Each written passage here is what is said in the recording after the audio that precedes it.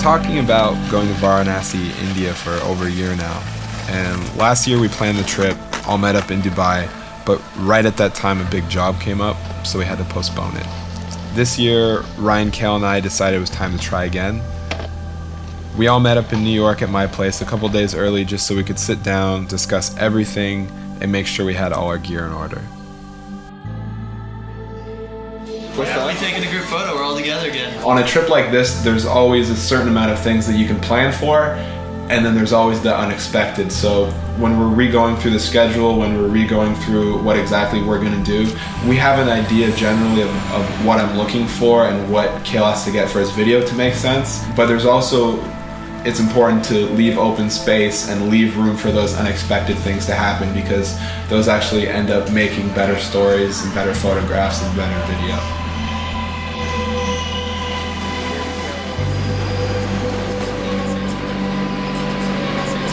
The purpose of this trip is to continue my photo series of holy men from different religions around the world. We're timing the trip with a very important Hindu festival where many sadhus will be gathered in one place. A sadhu is a type of Hindu wandering monk who has renounced all possessions and dedicated their lives to spiritual liberation.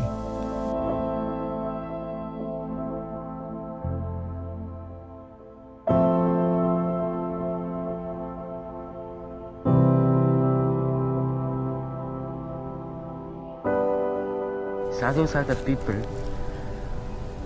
who doesn't like to live with the societies because they think they want to do something for the society. They sleep with dog, they sleep with even a rich man, they see everyone as the same.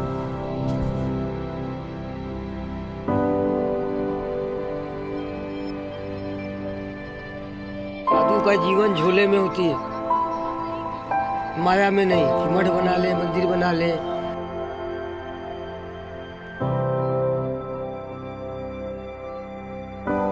अरे हम अपना कल्याण करेंगे तो देश का कल्याण अपने आप हो जाएगा। हम धर्म के रक्षक हैं। हाँ, वो पंथ नहीं चला रहे हैं, अखाड़ा भी नहीं चला रहे हैं। हमारे सामने जो आएगा, हम लोग समाज सुधारक के साधु हैं और जोगी बना है हमारा।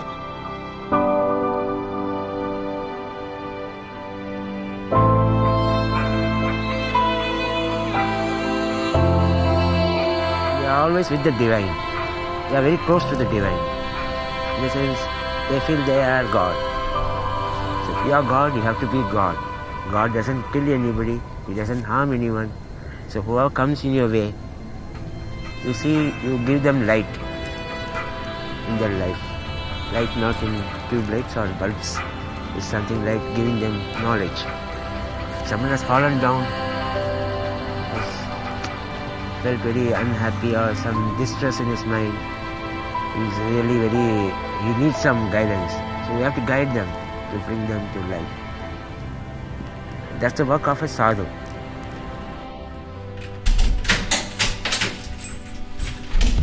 Here we go.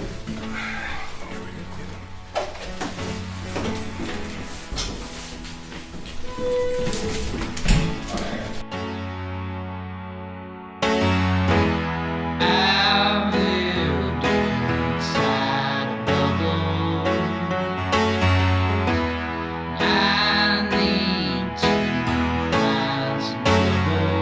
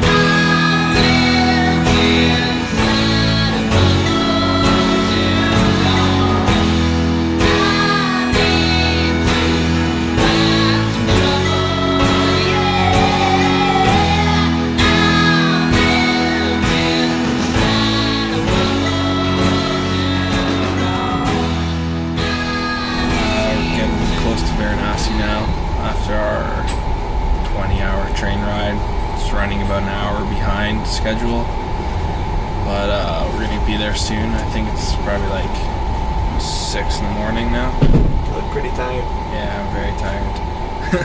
Slept a bit, but I don't know, after a while these beds aren't that comfortable and you can only sleep for so long. Hey guys, we're here. How's that? We're here.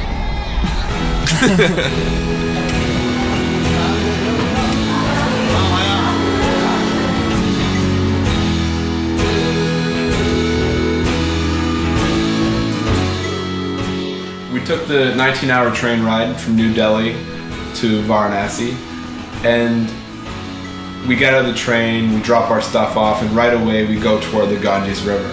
The sun was just coming up, everyone was around doing their morning rituals.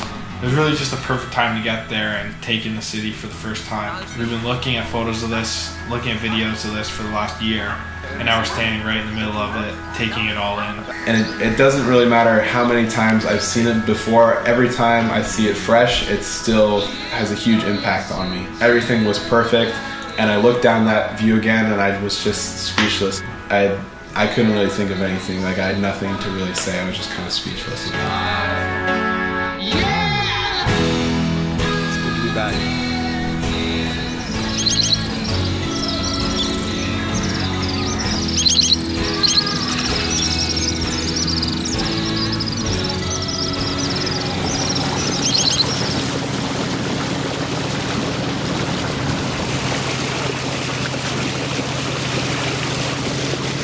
We just took the day to walk around, see the people, kind of make ourselves known in the area with the people we're going to photograph.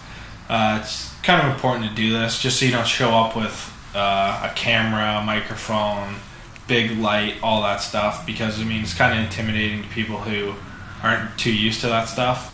So we came across this group of Agoris who were near their cremation grounds and up in an ashram, and we just kind of talked to them, got to know their names, and try to make fools of ourselves. While we're sitting with the Agori, we look over and notice this weird like concrete ball with a piece of wood sticking out of it. I guess they weight train because they like to be like Hanuman, who's their guide, who's like the monkey god, who's big and tough. The one guy gets up, grabs it, starts doing this strange exercise where he's kind of swinging the weight like around his head. And they tell us, like, come on. Oh, try this.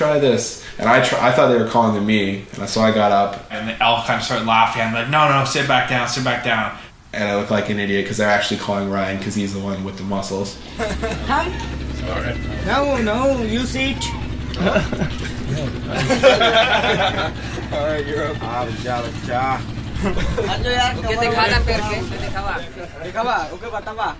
Don't hit your head with it. Yeah. There's no way do I go. Like, this way? No? I don't know how to do it.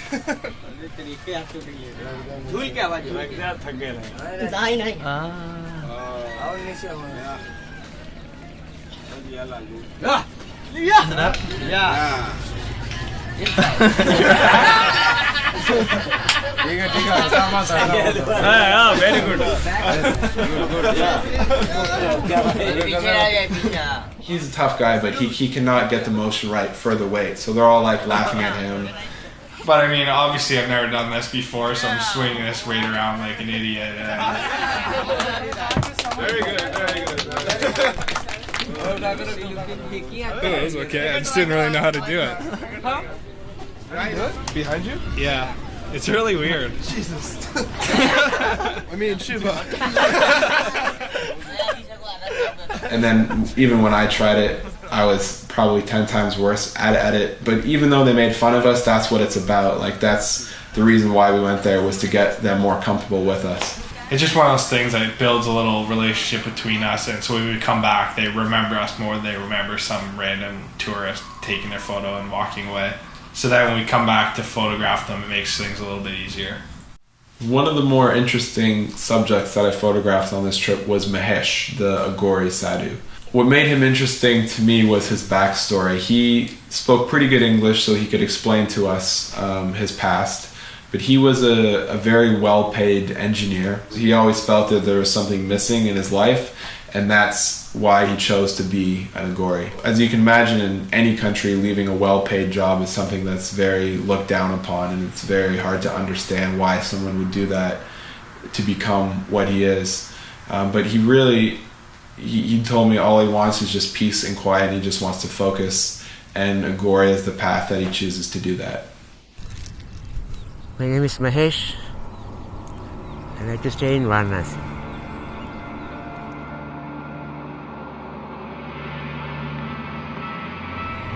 I was having quite good of money, everything was there with me. I thought, let me have a change in life and find out what is the real truth of living.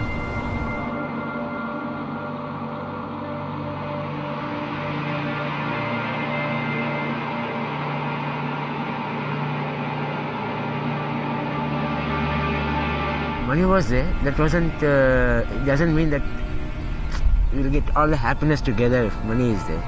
There are certain things which you cannot buy with the money. What money can buy, I had brought all the things. Money can buy this camera, money can buy that, this, everything. But there are certain things which you cannot buy money. With money you cannot see God.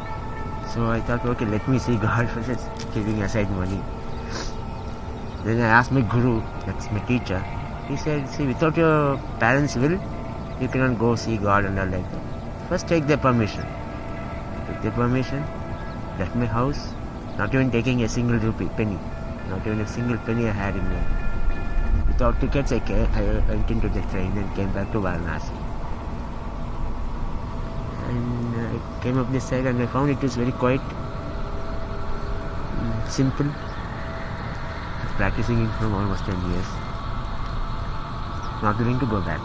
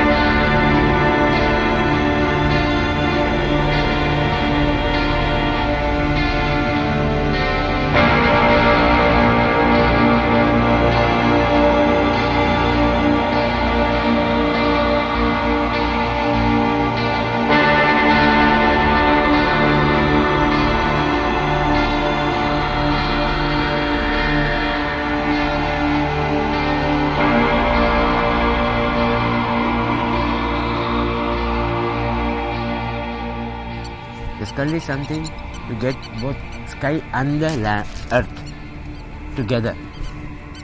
It's the last thing of the human, right? After that, you can ashes. Ash is the most last, and before ash is the skull. Any one or the other day, We are all going to become this. Death is something everyone is scared of. All the people are scared of death. One or the other day they are going to die. So when death nears, they start crying. So when you embrace death, welcome death, death will not come to you. Old one has to go for the new one to come. So this death and birth is something, a cycle. So we are like not scared of death. The holy ash is the main thing for an Agori. Holy ash. More or less, whatever happens, they don't get scared of anything. And what others can't do, they will do. That's the work of an Agori.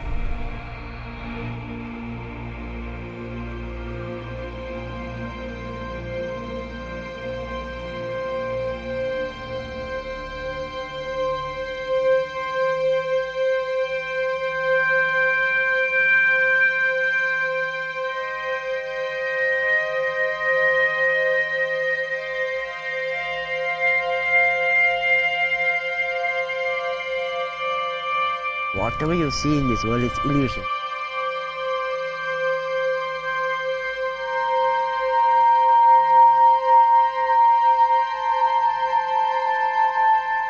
This illusion will attract you. Some people like eating, some people like women, some people like money, some people like I want to buy big buildings and that, this. It's all illusion, Maya. It's not permanent. It may change. Today we are wearing this, tomorrow it may be not there. Everything will vanish one or the other day. These buildings also may vanish one or the other day. So this is all Maya, illusion.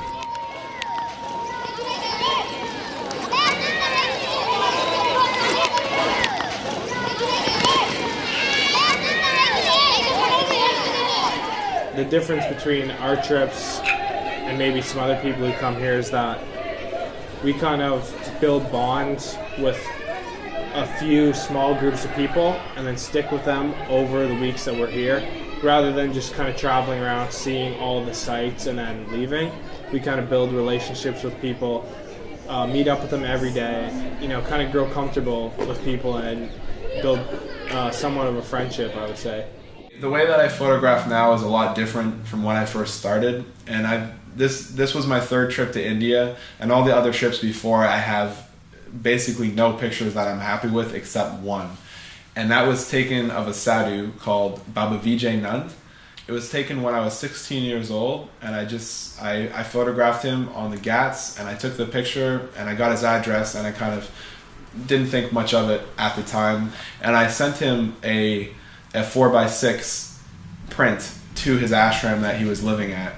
And I didn't hear from him for years. The second time I went to India, I didn't run across him.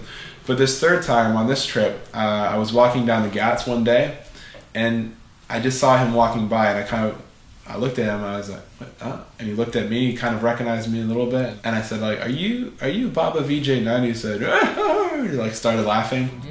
और हमारा नाम है बाबा विजयानंद, और 1978 से हम इस साधु बाने में हूँ, अपने गुरु से दीक्षा लेकर के, और अपने फैमिली में फर्स्ट साधु स्टार्टिंग में हूँ। आज हमारी गुरु की कृपा है कि हम अच्छे ढंग से जा रहा हूँ।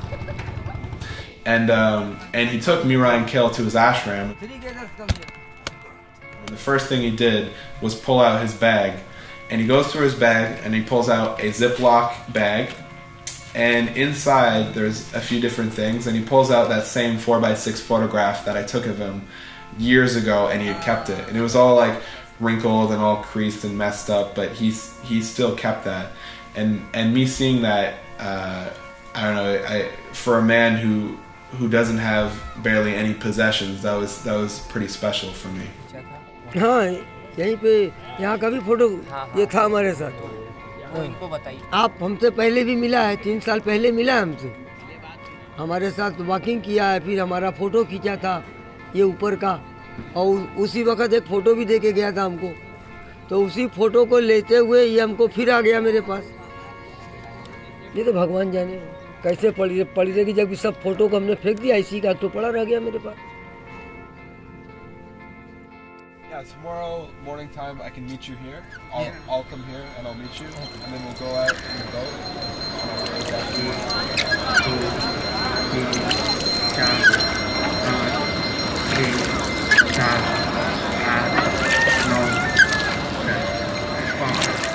We've all been rowing around on the Ganges River since about 5 a.m. looking for a spot for my photo. I think now we finally found the place. I'd row with both. अब चलाइए अब चलावा Brad, you just watch what you're doing there. Just get it up higher. You nervous about your camera? Yes, camera is in this underwater housing, which is probably reliable, but it's still going in filthy, nasty water, and I'm really nervous that some water is going to seep in there, and me and Joey aren't going to be friends anymore. So Joey's about to get hepatitis or something directly from this river. Okay, good. And then look here. All the photo setups that I did with Baba Vijay were actually quite demanding on him. I had him rowing his boat down the Ganges. I had him in the water wet. And these are all things that were really 3 years in the making. I don't think I could have got him to do those things if I had not made that connection years ago. I don't think he would have trusted me enough. But because of that, I think the photos turned out good, and I was able to see a more developed side of him.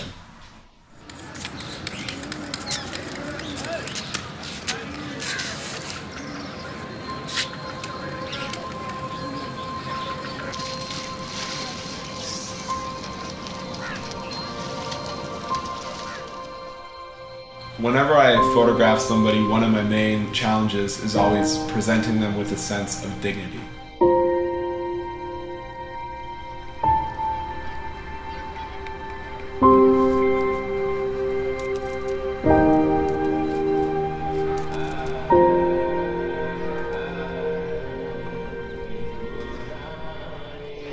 I photograph what people would consider a lot of ancient subjects, so tribes that have been living in ways that they have for thousands of years, or a religious sect like Agori. People would consider that a lot of old cultural stuff.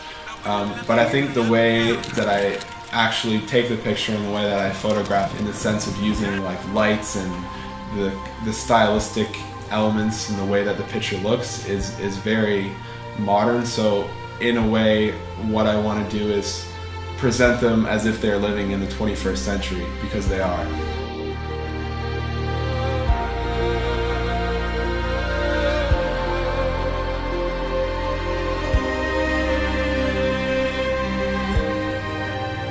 I think one of the unique things about the way that Joey and Kale and I work together is that everything is very simple. Everything Kale shoots, he has in his backpack. Everything Joey and I use is in one bag of Joey's and a backpack of mine. Very simple and very slow and methodical. And I think that's why the results of things we get in both video and Joey's photos are so special, because no one really does that.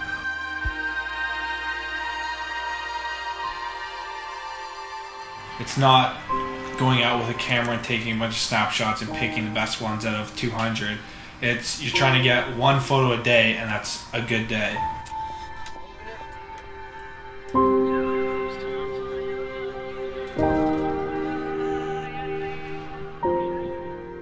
And I think it's important not to always show people in a journalistic way of what they're doing, but more show a portrait of them and a portrait of what they're about.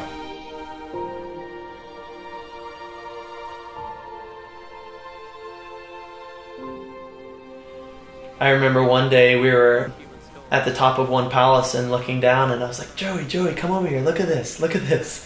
And there's just a human skull right in the middle of a path where people are just walking. And a woman's just sweeping. No one even paid any attention to it, nothing.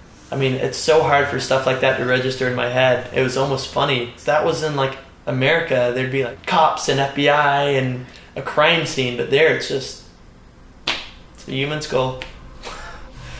Never in any place that I've traveled have I seen death put out in front of you so much as it is in Varanasi. There's a few burning ghats, which is basically cremation grounds. Hindus make pilgrimages from all around the country to give funerals for their loved ones. They burn the bodies and it's all public. You can see the corpses burning right there. The weird thing about it is it's a bit haunting, but it's once you get over the fact that like, okay, like I'm seeing a dead burning body here, there's something about it that's not scary anymore, and it's just kind of like really normal, and it just kind of makes you realize how temporary life is. One of my favorite things that I photographed on this trip were these kids training to be Brahmin priests.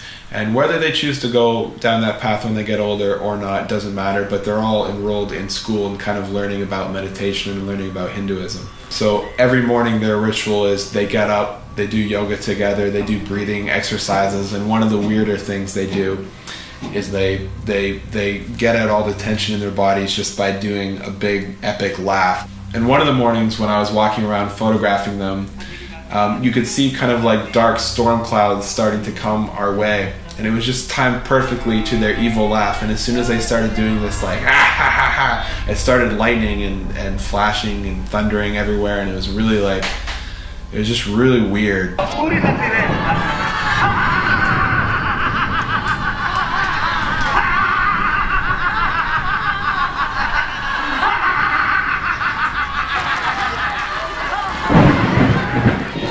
Started raining, all the kids started running back to their school, taking shelter, and I think me and Ryan and Kale just stood there, we're kind of like a little bit dumbfounded as to what we saw.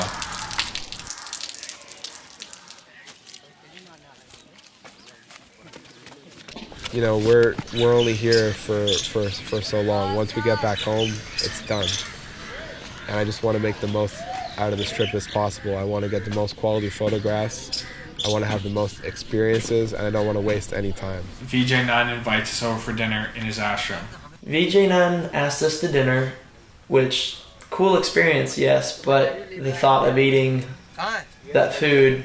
Kayla and I are both a little hesitant to go over and eat with him because we're both not feeling that well. We're super tired, and we're not quite sure what kind of food he's going to make us.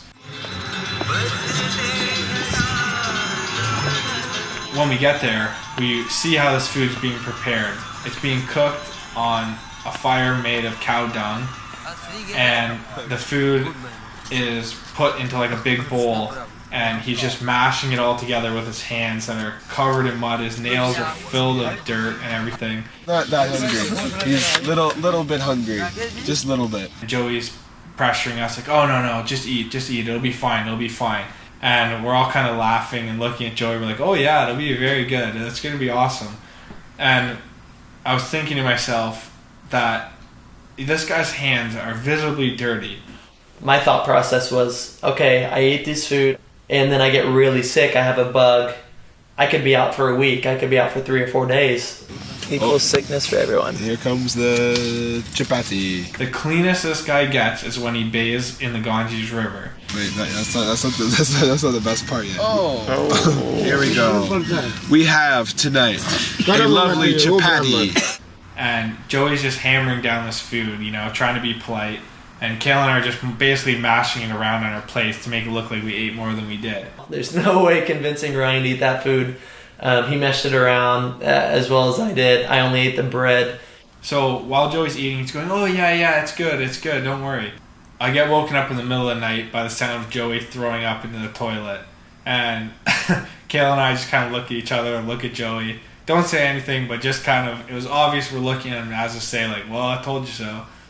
I mean, Joey did it. Joey still did it. He got sick, but luckily he was only sick for a day and right back in the game. So the next day I go up to his room, huge smirk on my face, walk in the door, and just start going on and on about how good dinner was last night and how happy I was we went and everything like that, while Joey's kind of looking at me with a straight face, throwing up into a bucket. I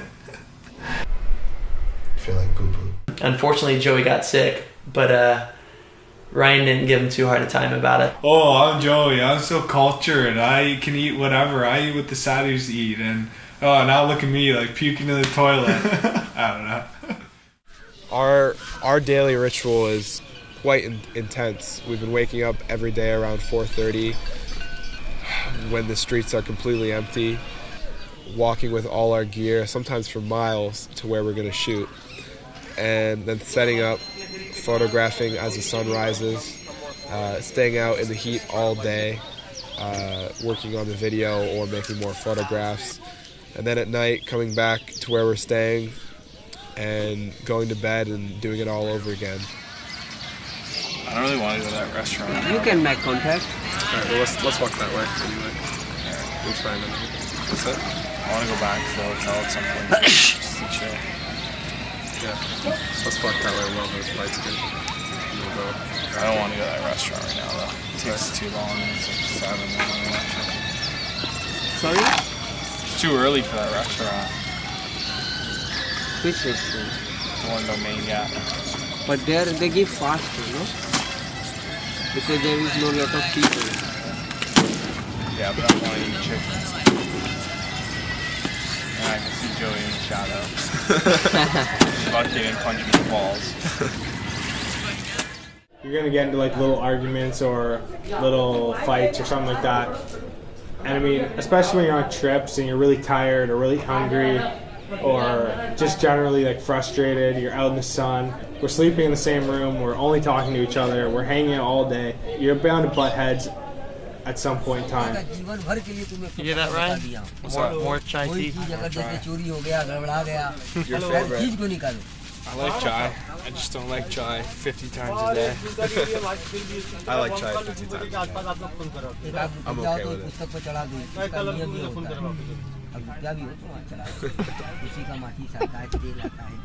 Don't make me hit you in this ashtray. Me, Ryan, and Kale, we all fight and we all bicker, but we're not really like that, and we can resolve all our problems amongst ourselves. And I think being friends really helps that, because even if we don't agree on something professionally, and even if we don't agree on something stylistically, we still have our base as friends. Another issue is that all three of us have our own personal issues going on outside of what we do together on these trips. I was in school at the time. I was actually missing my exams. I had debt from being in school. I just quit my job to go on this trip. I mean, when you're on these trips, you're obviously living kind of day to day. You're living in the moment. You're trying to take in as much as you can.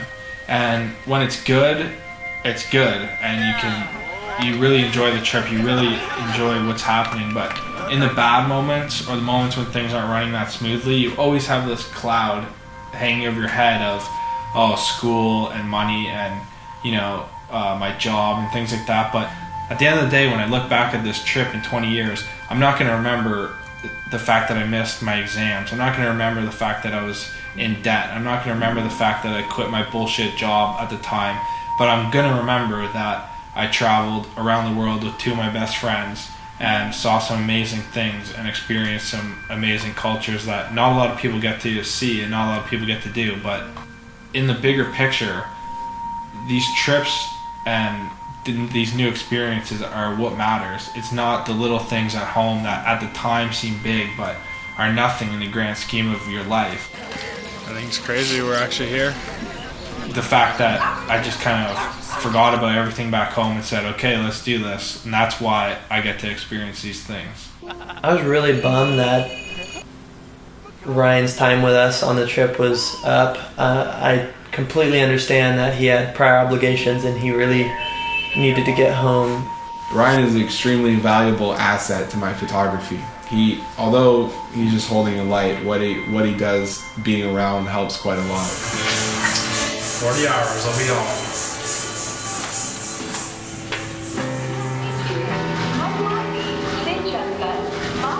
It's hard to leave a trip early because although you're happy to get home, you're always thinking about what are Kale and Joey going to get into? What kind of stuff are they going to see that I'm not? And what's going to happen when I'm gone?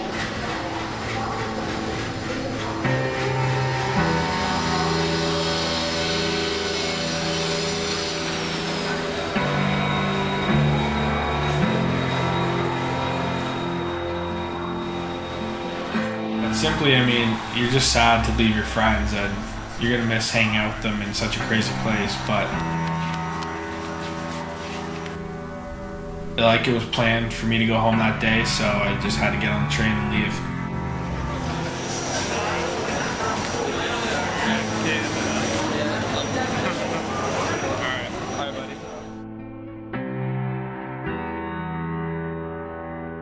One of the main reasons why Kale and I decided to stay for an extra week was so we could stay for the Maha Shivratri festival, which basically translates into Night of Shiva.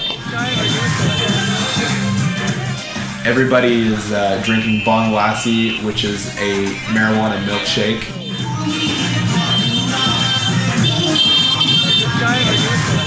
We didn't really know what to expect. We'd seen some pictures before, but it was absolutely crazy.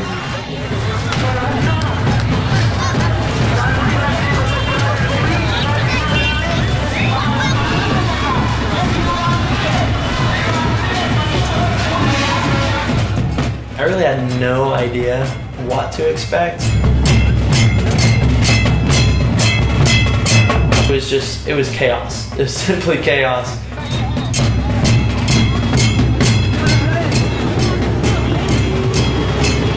We went to the public square where there were like thousands of people gathered, and we watched the parade come down the street, and just the excitement from the local people and just how into it everybody was kind of caught on to us, and we got sucked into a few disco dances, and I think we really enjoyed ourselves.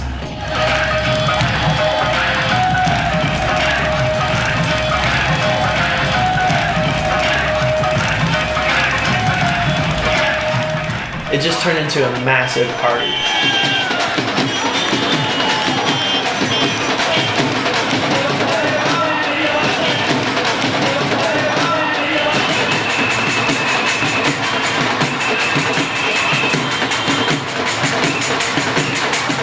I mean, they even had floats that were beggar floats, and bands with huge generators that are broken and spitting flames out the side, floats with monkeys on them chained to sadhus, putting cobras in your face asking for donations. I mean, oh my gosh, I've never seen anything like it. Me and Joey, just about every float that passed, we looked at each other and started cracking up laughing, because a part of me is just like, I would love to see that back home and see people's reactions, but just being there and like knowing we're just totally engulfed in our surroundings and we're in it.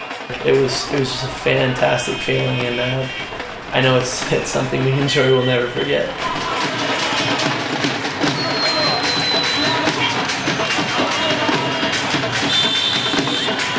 Maha Shivratri, the night of Shiva, is actually a very auspicious time for a Hindu, and it's an auspicious time for a pilgrim to bathe in the Ganges River. So, of course, for my Holy Men series, that's why we timed us going there at that time, because there were a lot of sadhus around. So leading up to that night, a couple days before, I found a lot of photo subjects.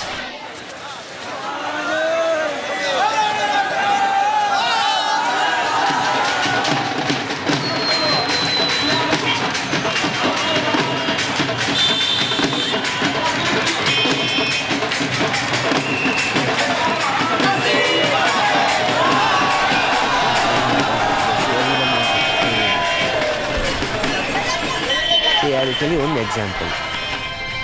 If you have an extreme mission where you can walk around the world, you see everyone, only skeletons walking. You can't find who's men, women, nothing. So from the point of God, we are all like that. So we look people also the same way. And see, son, he's a friend of the whole world. He doesn't say, I am your enemy, I cannot come to your house. Even though you are an enemy, you are a friend, he comes to everyone. Just like that, we should also be. Showing brightness to everyone.